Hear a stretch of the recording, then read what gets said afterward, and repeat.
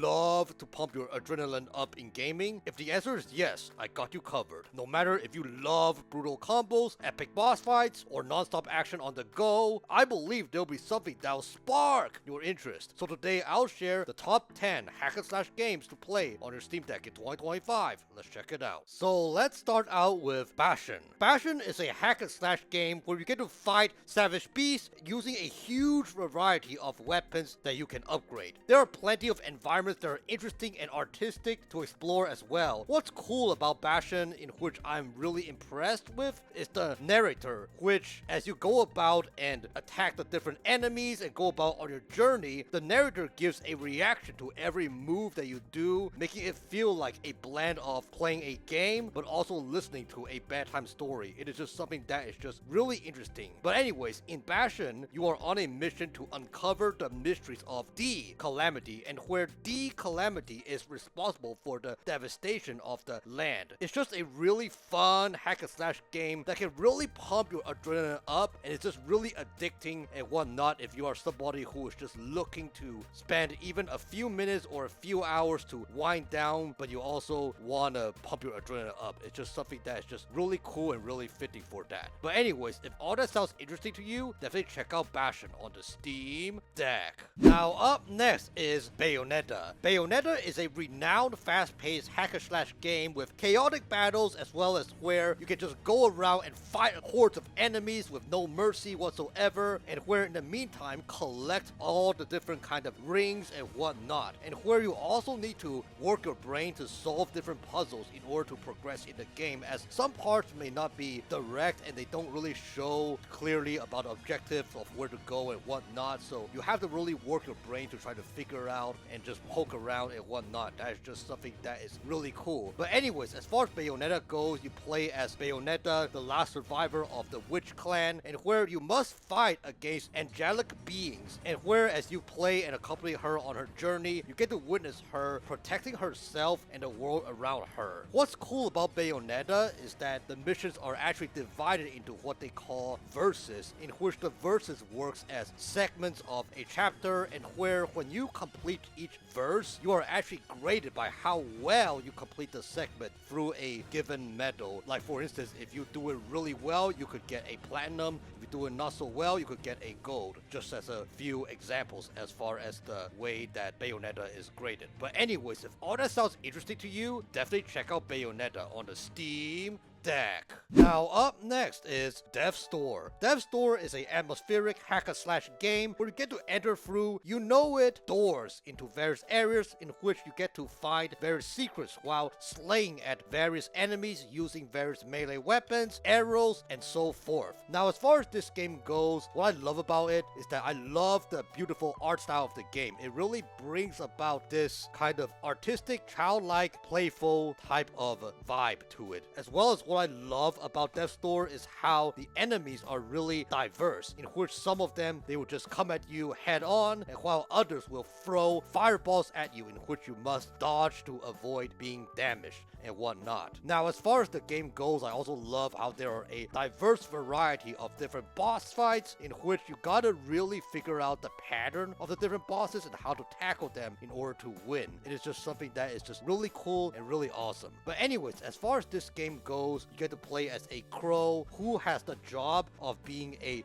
reaper of souls for the dead, and where your mission basically escalates when your soul is stolen, and where you must do all it takes to find the thief, in the meantime face the different obstacles and challenges. I just love how it is perfect in blending between having it as a dark fantasy as well as a light fantasy. It is just something that is just in between. So if all that sounds interesting to you, definitely check out Death's Door on the Steam Deck. Now up next is Persona 5 Strikers. Persona 5 Strikers is the sequel to Persona 5, and where it is a real-time action hack and slash game in which you get to fight hordes of enemies mercilessly, and also in the meantime summon personas for special special moves and whatnot. Persona 5 Strikers features an amazing story in which it really teaches me more about life, what I should value and whatnot, as well as there are also these returning amazing characters from Persona 5, plus also some interesting characters as well as villains that are added that are only in Persona 5 Strikers that are quite interesting and whatnot, in which, you know, the characters in Persona 5, they really motivate the new characters, some villains as well, to help them turn from evil to become good. So that is just something that is really cool and really fun and whatnot. Now up next is Stellar Blade. Stellar Blade is a hack and slash style game with a bit of RPG elements to it. As far as this game goes, you get to engage in various chaotic fights in which they are really flashy, as well as what I love about Stellar Blade is that much more than just a normal kind of repetitive hack and slash game is that you get to upgrade and enhance various weapons, and where there's also a whole bunch of skills that you can acquire throughout the game. I really love how the developers put their heart and mind to present the skills, in which the skills are not only divided into various categories, but each category has its own sphere where there are a whole bunch of different skills that you can acquire and whatnot. And on top of this, I also love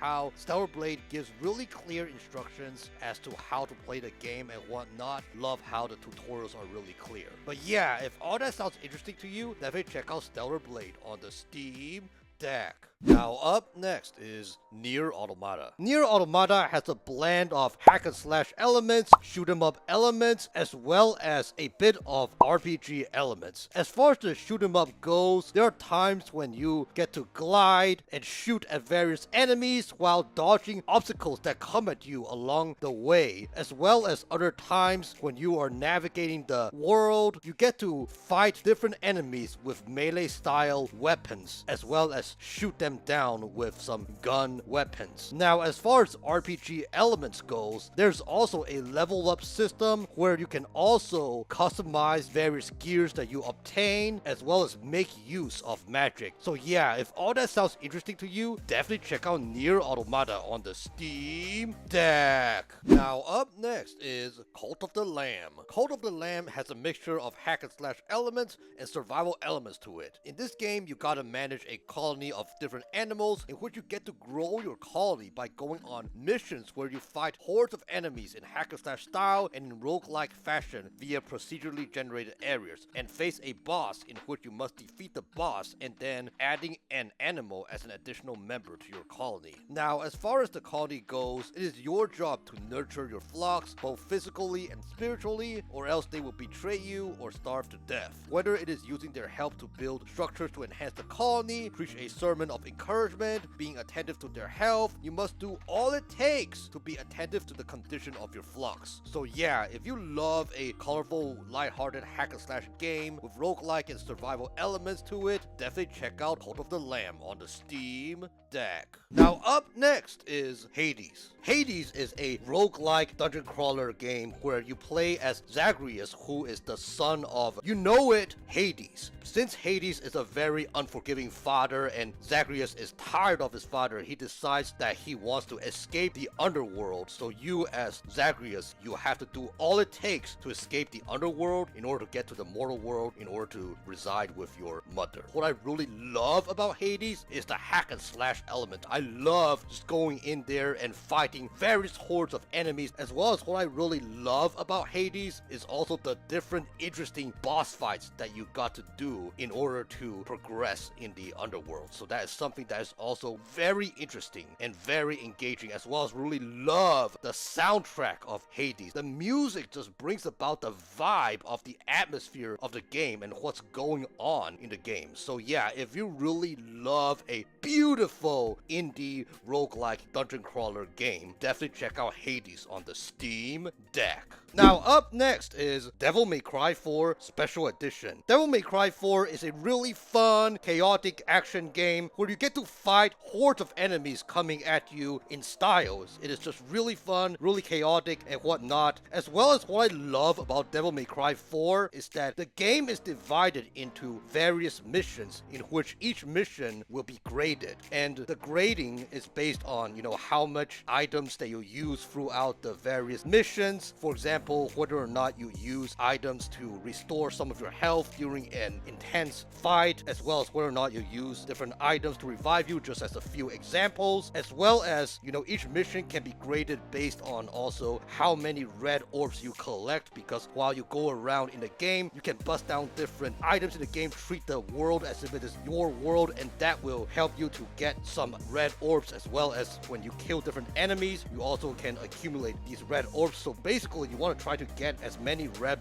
orbs collected, and that will guarantee you a higher grade on the mission. As well as another way that the mission can be graded is also the time that you take to complete the specific mission. If you finish the mission sooner, you will be awarded with a higher grade. Now, what I also really love about Devil May Cry is that while fighting those different enemies, there is a grade on the side showing a specific letter, and where there is a tagline depending on how well you fight. For instance, a grade A in Devil May Cry 4 is taglined Atomic. That's just an example. And I will say this, Devil May Cry 4, it may not be my favorite Devil May Cry game. My favorite Devil May Cry game is Devil May Cry 3, but unfortunately, Devil May Cry HD Collection, which includes Devil May Cry 1, 2, and 3, that HD collection does not run well on the Steam Deck. It is really bad. The audio is bad. The audio is messed up. So I feel really dishonored to recommend Devil May Cry 3 since it does not really run well. It works, and I was able to finish the game, but as far as the experience goes, it does not work well. So I could not recommend Devil May Cry 3, unfortunately, even though I love Devil May Cry 3 much more than Devil May Cry 4. But anyways, if you love these type of action games where there are a whole bunch of enemies coming at you and where you can fight in a hack and slash style, definitely check out Devil May Cry 4 on the Steam Deck. Alright friends, the moment of truth is here. My favorite hack and slash game, and it is none other than Ryse, Son of Rome. In this game, you play as Marius Titus, who is a person who just got trained to become a Roman soldier, and where in between him finishing his training and him getting deployed to Alexandria, he pays his family a visit, but unfortunately in the process of the visit, barbarians invade the streets and unfortunately kills his family, his mom, his dad, as well as unfortunately his sister. So you as Marius decides to go on this mission to go fight to avenge your family. What I really love about Ryse, Son of Rome is how there are a lot of enemies to fight in hack and slash fashion, where you just go in and chaotically engage in the enemy fights and whatnot. What I also love about this game is how brutal the game is, where you get to engage in execution sequences, as well as you get to use various weapons, either the weapon's own as well as the weapons in the environment from time to time, to engage in different fights to your advantage. There's just something about this game in which, as I go about as Marius Titus fighting off those different enemies, it feels not repetitive, unlike some hack and slash games. In this game, as I go about fighting, it really feels like as if I am just going in there because of how much I hate those enemies killing my family. It's just something that I feel just really special compared to other hack and slash games where some of them just feels very repetitive, but this one just feels very emotional in my opinion. So yeah.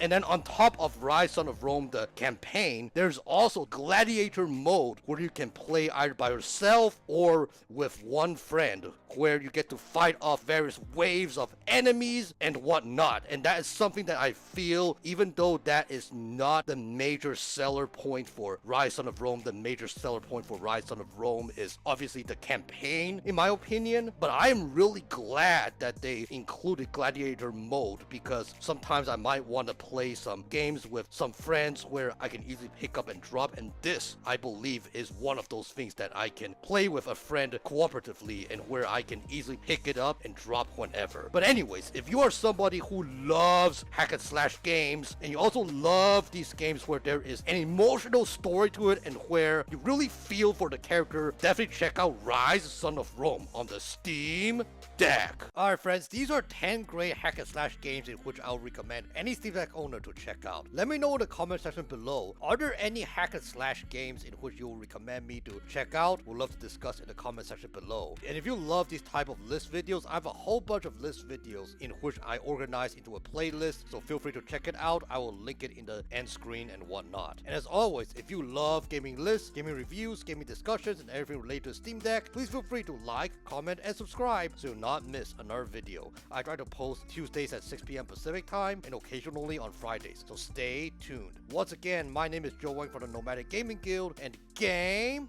on!